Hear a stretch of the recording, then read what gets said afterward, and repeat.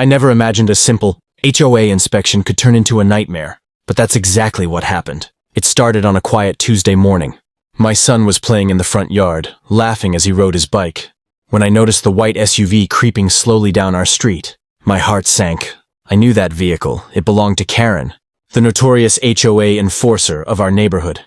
She had a reputation for escalating minor issues into full-blown confrontations. But this time it felt different. There was a tension in the air, the kind that makes your stomach knot before disaster strikes. Karen stepped out of her SUV, clipboard in hand, and her eyes locked on my son as if he were the reason the HOA existed. At first, I thought it was just another warning about the lawn, or maybe a complaint about the toys left outside. But then she called my son over, her voice sharp and condescending, demanding to inspect his bike for safety violations. My stomach dropped. I couldn't believe it. My 7-year-old, confused and intimidated, hesitated.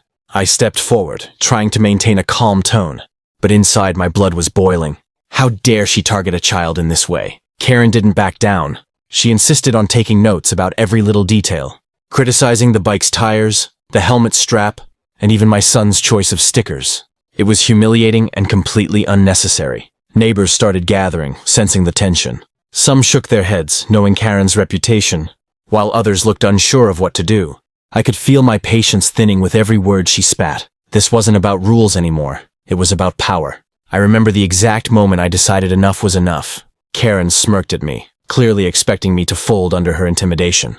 But something inside me snapped. I wasn't going to let her bully my child or treat our family like criminals over trivial HOA regulations. I knew I had to act, and I had to act fast. My mind raced, thinking of the ways I could stand my ground without escalating into something that would backfire. Every instinct screamed that this was bigger than a lawn complaint. This was about standing up to someone who thrived on fear. By the time she finished her inspection, I had already formulated a plan. I wouldn't let her leave thinking she'd won. My son's safety, dignity, and our peace of mind mattered more than anything. The stakes had been raised, and Karen was about to find out she had finally met someone who wouldn't be intimidated. After Karen left that morning, I could still feel the weight of her stare lingering in the yard, like a shadow refusing to leave.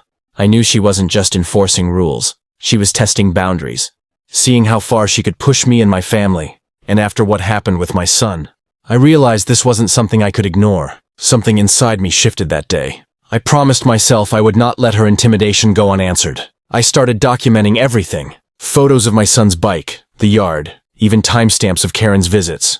Every note, every encounter was meticulously recorded. I knew I needed proof, not just for the HOA, but in case things spiraled further. As the sun dipped behind the houses that evening, I sat down with my son, who was still visibly shaken. He asked me, "Will she come back, Dad?" His innocent question hit me like a punch in the gut. I reassured him, though my mind was racing, trying to figure out how to protect him without making the situation worse. The next morning, Karen returned. This time, she was accompanied by 2 other HOA inspectors. Their presence felt like an ambush. They marched down the driveway with a confidence that was meant to intimidate. And I could see the smug look on Karen's face. She thought she had the upper hand. My son froze and my heart clenched. I realized that if I hesitated even for a second, the psychological damage to him could be lasting. That was when I decided to confront Karen directly, but strategically. I stepped forward, holding my son close. "Karen, before you say another word, I want you to understand something," I said, my voice steady but firm. "We follow the rules here, but you will not intimidate my child. You will not make him feel unsafe in his own home."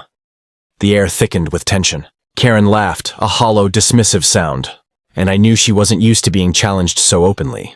The other inspectors shifted uncomfortably, sensing the change in energy. Instead of escalating verbally, I calmly pulled out the documentation I had prepared. Photos, notes, timestamps, and even videos from the previous day. "Here is everything you need to see," I told them.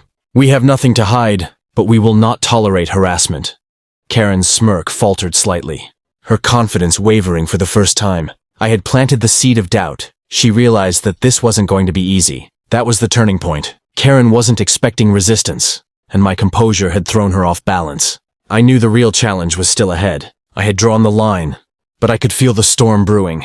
Karen wouldn't back down without a fight, and I had to be ready. It didn't take long for Karen to realize she couldn't intimidate us the way she had before. But if she thought stepping back meant giving up, she was wrong.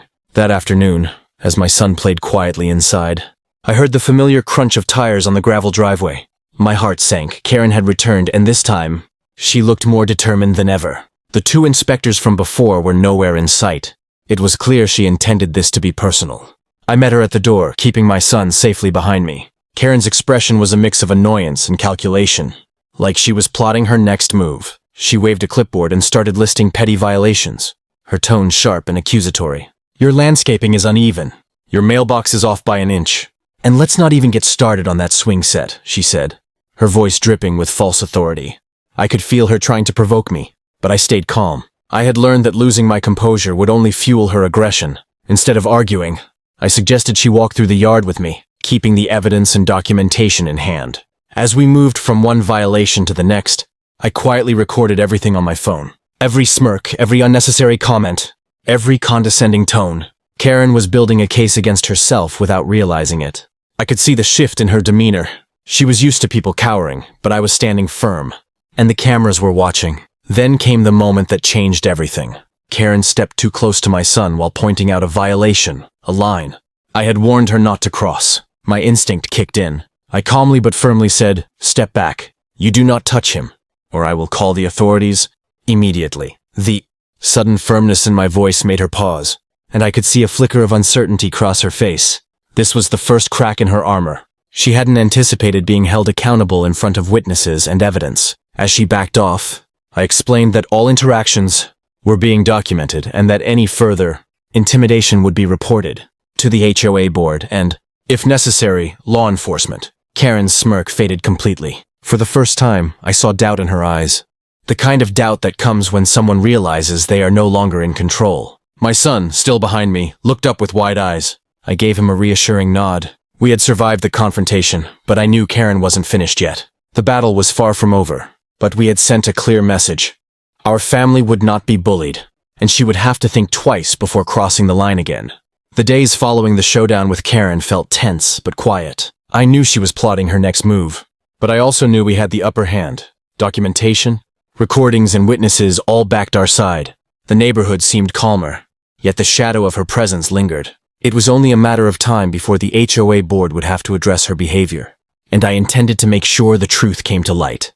I scheduled a formal meeting with the HOA, bringing every piece of evidence, photos of the yard and bike, timestamps of her visits, videos capturing her harassment, and written accounts of each interaction. The board members, who had previously seemed indifferent to her antics, now leaned forward, visibly concerned. Karen sat across the room, trying to maintain her usual posture of authority, but I could see the unease in her eyes. For the first time, the power dynamic had shifted. She was no longer in control. I calmly presented each incident, detailing how Karen had crossed boundaries by targeting my son, intimidating a child, and violating neighborhood rules in her quest to exert unnecessary authority. I spoke clearly and confidently, making sure every word emphasized the psychological impact on my family. The board members listened, asked questions, and reviewed the evidence meticulously. Karen attempted to interject, to justify her actions, but her arguments fell flat. The proof was undeniable. After what felt like hours, the board reached a decision.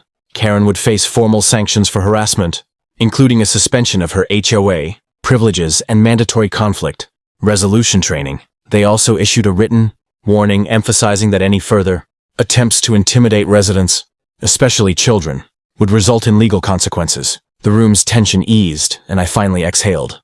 We had won, not through aggression, but by standing our ground, documenting the truth, and refusing to be silenced. That evening, my son and I sat on the porch, watching the sunset.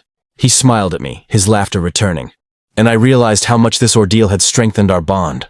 Karen's actions had tested our patience, courage, and resilience, but we had emerged stronger and more united. It was a powerful reminder that standing up for your family is never easy, but it is always worth it. Looking back, I understand that Karen's harassment wasn't just about minor HOA rules. It was about control, intimidation, and fear.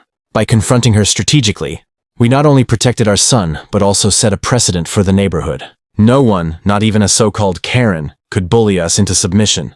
This experience taught me a vital lesson. Courage isn't about fighting blindly. It's about knowing your boundaries, documenting the truth, and acting decisively when it matters most. The fight with Karen is over, but the lesson remains. Never let anyone threaten your family. Stand firm, stand proud, and make sure your voice is heard. If you enjoyed watching how we stood up to Karen, make sure to hit that like button Comment below and tell me what you would do in this situation. Don't forget to subscribe and turn on notifications so you never miss another wild HOA story.